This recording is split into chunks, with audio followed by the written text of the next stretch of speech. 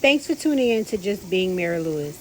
I'm going to be showing how I make my goulash or hamburger help or whatever it's called. As you can see here, I am grounding up 2 pounds of 8515 ground beef that I got from my local Super One grocery store. And I love Super One because they have really good deals on their meat. You can get 4 packs of meat for 20 bucks. Right here, you can see that the ground beef has been all chopped into small pieces, and I'm going to allow it to continue to cook. Here, I add salt to some semi-boiling water. The pot is already on the stove, and here you can see I open up my can of meat sauce.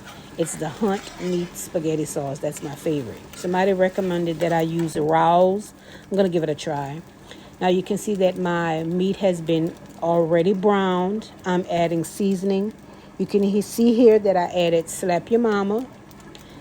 Right here I have onion powder, and then I'm going to go in with some garlic powder. Once I added the garlic powder, I proceeded to add, I believe it was cayenne pepper. Yeah, it was cayenne pepper.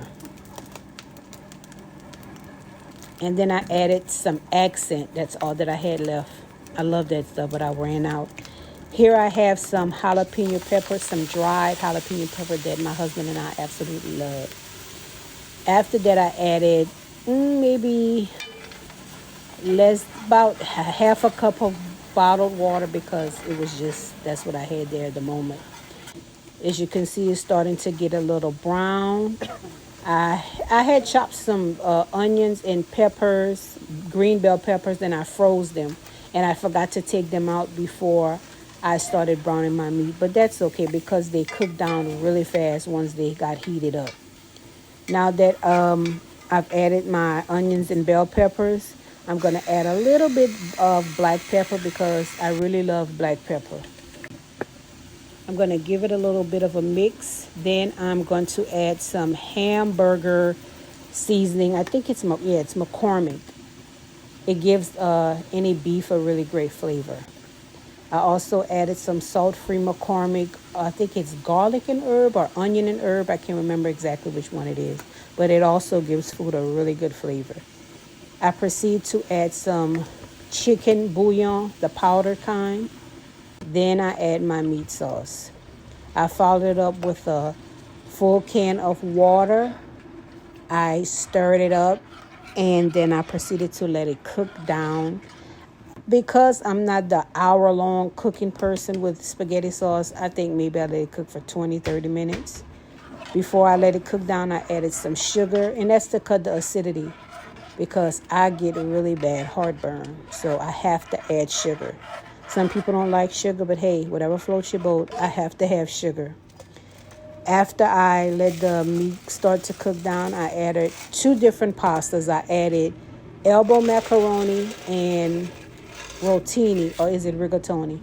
Whichever it is, that's what I added. I had a little bit more of the spiral noodles. I added that, and then I allowed it to cook down. Once it was cooked, I think I cooked it for 8 minutes, maybe 7 minutes, I'm not sure. I added it to the pot of the spaghetti sauce or the meat sauce, and I mixed it together. And as you can see that while I'm mixing it, it's still a little runny, watery, but it does thicken up after it's done, and I allow it to sit more. I grabbed my cute little decorative bowl, and I added some to the bowl, and it was very good. It was actually quite good. I just wish I would have let the pasta cook a little less and had it more al dente, but for the most part, it was very good. And here's the aftermath. Thanks for tuning in. Please like, comment, share, subscribe.